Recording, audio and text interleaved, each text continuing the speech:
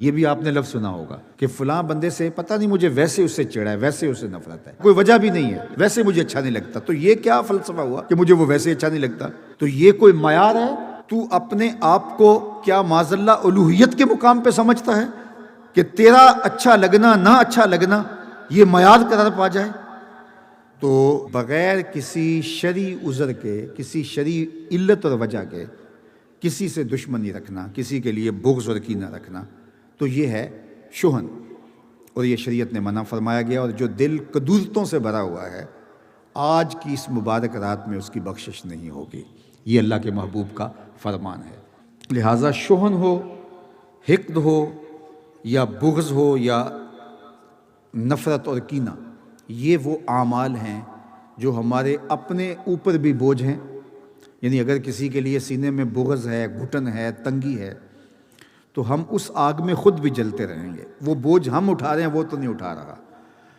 حاسد کی نیکیاں محسود کے نامہ اعمال میں درج کر دی جاتی ہیں، اور اس کی نیکی فرمایا کہ جس طرح سوکھی لکڑیوں کو آگ کھا جاتی ہے، حاسد کے عمل کو یوں جو ہے وہ ختم کر دیا جاتا ہے۔ اس کے عمل سوکھی لکڑیوں کی طرح ضائع ہو جاتے ہیں۔ محنت کی، مشقت کی، لیکن کسی سے حسد کیا تو اس کے عمل اس کے نامہ اعمال کے اندر پڑ گئے۔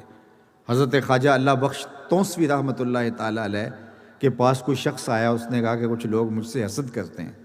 تو آپ نے کہا شالا محسود تر تھی میں، اس کا مطلب ہے کہ اللہ تیرے اور حسد پیدا کرے، چونکہ حسد صاحب نعمت سے کیا جاتا ہے۔ تو اس کا مطلب یہ ہوا کہ اللہ آپ کو نعمتوں کی فراوانی عطا کرے، اور دوسرا حاسد کے عمل تیرے نامہ اعمال کے اندر درج ہوتے رہیں۔ تو کہا یہ بد دعا نہیں ہے، یہ تیرے لیے دعا ہے۔ اور حسد ایک ایسا مرض ہے کہ جس کا پھر علاج نہیں ہے۔ حسد کرنے کی بجائے رشک کرنا چاہیے کہ اللہ نے فلاں کو یہ نعمت دی ہے، عزت دی ہے، دولت دی ہے، شہرت دی ہے، صلاحیت دی ہے، علم دیا ہے، عمل دیا ہے، تقویٰ دیا ہے، میرے مالک وہ بھی تیرا بندہ، تو نے اس کو عطا کر دیا، میں بھی تیرا بندہ، مجھے بھی عطا کر دے۔ حسد کسی کے نعمت کا زوال چاہنا ہے کہ مجھے ملے نہ ملے، اس کے پلے کچھ نہ رہے، لیکن اس کے چاہنے سے تو نہیں ہوتا۔ اللہ دنیا کا نظام اس کے چاہنے سے تو نہیں چلا رہا، اپنی مرضی سے چلا رہا۔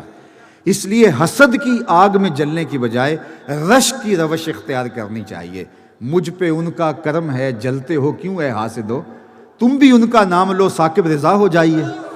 تو ان کا نام لے کر کے عزت پائی جا سکتی ہے، وقار پایا جا سکتا ہے۔ وہ سنیاسی بابے تو نسخہ نہیں بتاتے، لیکن میں نسخہ بتاتا ہوں۔ اگر کوئی چاہے کہ میری عزت ہو، علماء نے تصریح کے ساتھ لکھا ہے، وہ حضور کے حسن کے قصیدے پڑھے، اللہ اس کی عزتوں میں اضافہ فرما دے گا۔ آپ اپنے بچوں میں بیٹھ کے حضور علیہ الصلوۃ والسلام کا حسن بیان کیا کرے، آپ چند دن کے بعد دیکھیں گے کہ آپ کے بچوں کے دل میں آپ کی عزت اور آپ کی محبت پیدا ہونے لگی ہے، اور پھر جب اس کو پھیلائیں گے تو یہ نور پھیلتا چلا جائے گا۔ اس لیے حقد ہو، حسد ہو، بغض ہو، کینہ ہو، نفرت ہو، اس کو اپنے دل سے کھرچ دینا چاہیے اور دل کو پاک اور ستھرا رکھنا چاہیے۔ لیکن ہم نے اپنے اندر نہ جانے کیا کیا مصیبتیں پال رکھی ہیں۔ ہم اپنے اندر کو صاف کریں، کوئی جھاڑو لے کے اندر بھی تو آئے نا۔ ظاہر کو صاف کرتے رہتے ہیں، شیشے اتے کٹا جمیا کنداں چاڑی جاندے۔ میاں صاحب بولے شیشے اتے کٹا جمیا کنداں چاڑی جاندے، جلداں نوے سانپ کے رکھ دے ورکے پھاڑی جاندے۔ تو ہمیں اپنے اندر اترنا ہے، اپنے من کی صفائی کرنی ہے۔ جب ہم اپنے اندر کو صاف کریں گے تو پھر اس آئینے کے اندر ہمیں اچھی شکلیں نظر آئیں گی، اچھی صورتیں نظر آئیں گی۔ جب اپنے آئینے پر ہی گرد جمی ہوگی تو ہمیں تو کچھ بھی صاف دکھائی نہیں دے گا۔ اس کو جب صاف کریں گے تو پھر آپ کو سب کچھ اچھا دکھائی دے گا۔ باقی اگر آپ کسی میں خامی دیکھتے ہیں، کسی میں خرابی دیکھتے ہیں، تو ہمیں حکم دیا گیا ہے کہ اس کی اصلاح کریں، اس کو بہتر کرنے کی کوشش کریں، اس کو سنوارنے کی کوشش کریں۔ اگر کوئی واقعی ضد میں نہیں مانتا تو اس کو اس کے حال پہ چھوڑ دو، اس کی قبر میں آپ نہیں جانا۔ اس کا حسد، بغض، کینہ اپنے سینے میں لے کر کے آپ بوجھ کیوں اٹھایا ہوا ہے؟ اپنے آپ کو ہلکا پھلکا کیجئے اور آج کھرچ کے پھینکیے۔ اگر کسی کی نفرت سینے میں رکھی ہے، یہ سینہ کسی کی نفرت کو سنبھال کے رکھنے والا نہیں ہے۔ اس سینے میں محمد عربی کا مدینہ ہونا چاہیے۔ اتنا قیمتی دل ہے، اس کی نفرت، اس کا بغض، اس کا کینہ، کیا ہم ان کے کینے سنبھالتے رہیں؟ میاں وہ جانے، ان کا کام جانے۔